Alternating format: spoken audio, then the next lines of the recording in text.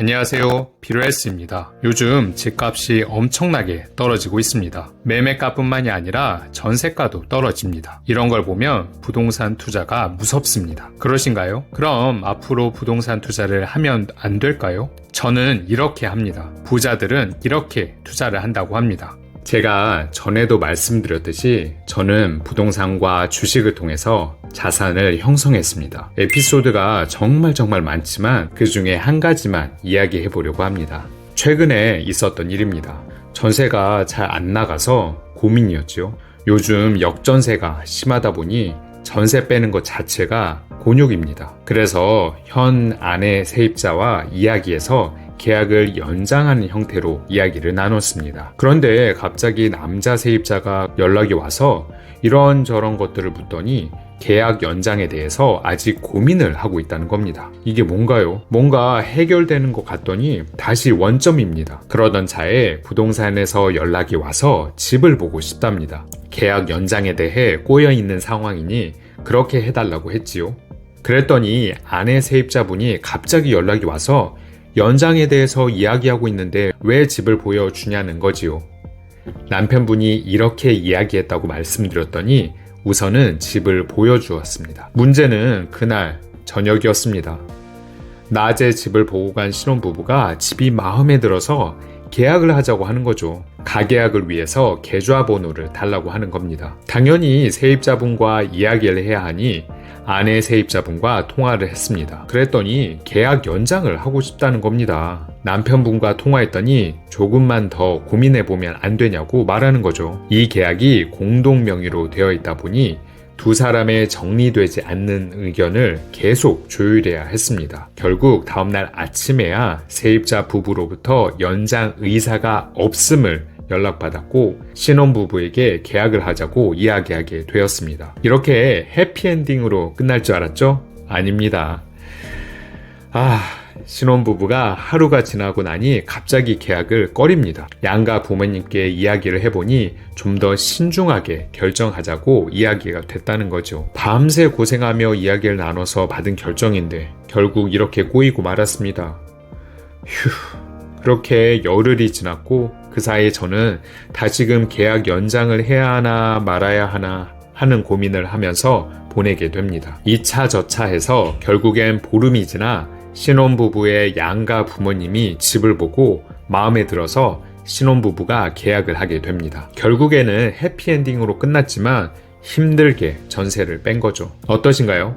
이런 이야기 들으니 부동산 투자 안 하고 싶으시죠? 부동산 관련된 문제나 사고 리스크는 굳이 제가 열심히 말하지 않아도 모든 언론에서 말하니 잘 아실 것 같습니다. 부자가 된다는 것은 산책을 하며 슬렁슬렁 다니는 일이 아닙니다. 끊임없이 문제가 생기고 곳곳에서 꼬이고 틀어지고 어쩔 때는 뱅뱅 돌아가야 하기도 합니다. 부자가 되는 길에는 장애물과 함정과 벽이 질비합니다. 그래서 대부분의 사람들이 목적지까지 도착하기가 어려운 것입니다. 그들에겐 도전하거나 장애물에 맞서거나 그걸 넘어서는 것이 너무 어렵고 힘듭니다. 부자가 되는 과정에서 문제가 없었으면 하지요. 대부분의 사람들은 문제를 피하려고만 합니다. 골치 아프면 도망가려고 합니다. 피하려고만 해서는 성공할 수가 없습니다. 어떤 어려움이 닥쳐도 그보다 강해질 수 있도록 자신을 키우는 것이 성공의 비결입니다. 부동산 투자를 한다는 것은 참 골치 아픈 일입니다.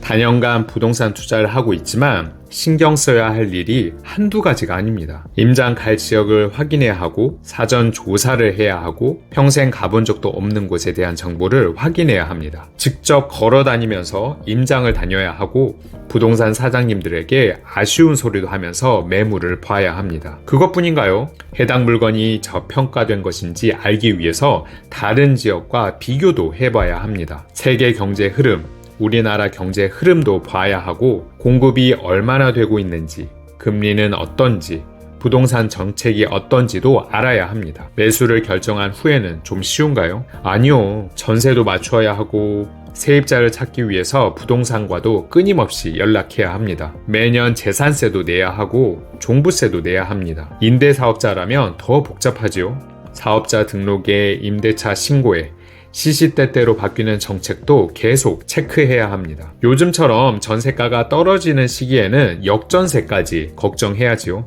이렇게 열심히 했는데 매매가마저 떨어진다면 생각만 해도 끔찍합니다. 이때 우리는 이 문제에 집중하면 안 됩니다. 부자들은 문제에 집중하지 않습니다.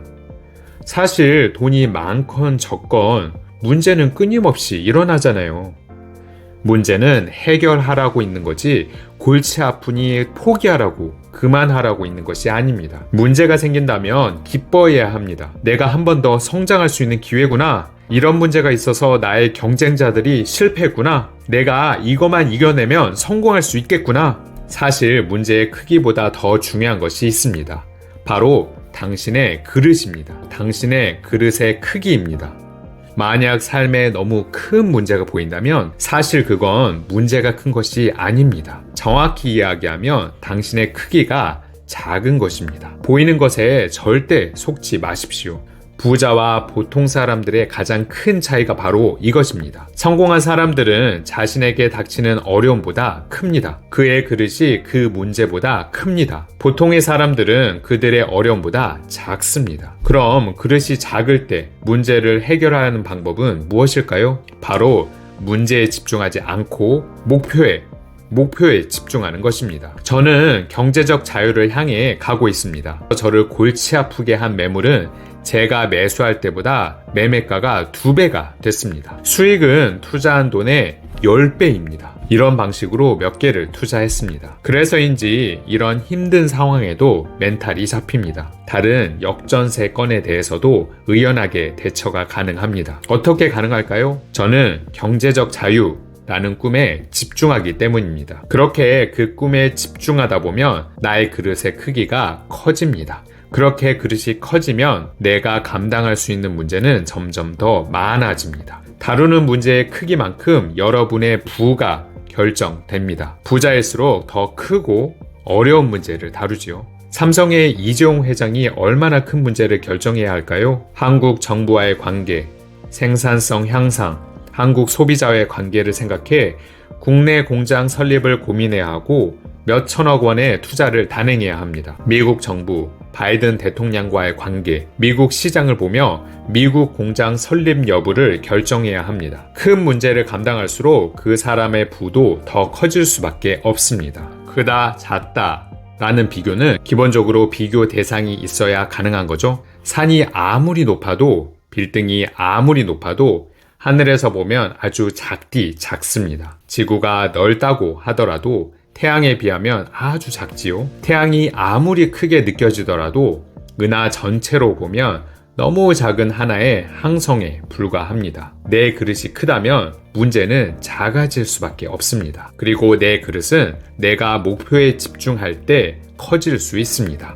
당신의 소득은 당신이 하는 만큼만 늘어납니다. 또한 당신이 부자가 되었을 때 그 재산을 관리하고 유지할 수 있는 방법은 장애나 문제를 넘어설 수 있을 정도로 자신을 키우는 것입니다. 정리해서 말씀드리겠습니다. 목표, 비전, 꿈에 집중하십시오. 그러면 문제는 작게 보일 것입니다. 문제를 피하려고 하기보다는 해결책을 찾으려고 노력하십시오. 해결책을 찾아 전략을 짜고 계획을 세우고 시스템을 구축해 지속적으로 생기는 문제에 대응하십시오. 그렇게 문제들을 해결해 나가면 부자에 가까워져 있을까요? 네. 그런데 문제는 더 큰 문제가 다가올 것입니다. 그러면 방금 말씀드린 걸 다시 반복합니다. 목표, 비전, 꿈에 집중해 또 다른 해결책을 찾고 이를 시스템화합니다. 그렇게 더 큰 문제, 그리고 더 큰 문제를 맞이하다 보면 어느 순간 쉬워질 것입니다. 내 그릇이 커져 있을 테니까요. 그러다 보면 나도 모르게 부자가 되어 있을 것입니다. 우리 함께 부자 되시죠. 비럴스는 제가 어떻게 자본주의 세상에서 경제적 자유를 이루어가고 있는지 이야기하는 곳입니다. 책 이야기, 투자 이야기, 부자 이야기를 통해서 모두 함께 부자가 되길 바랍니다.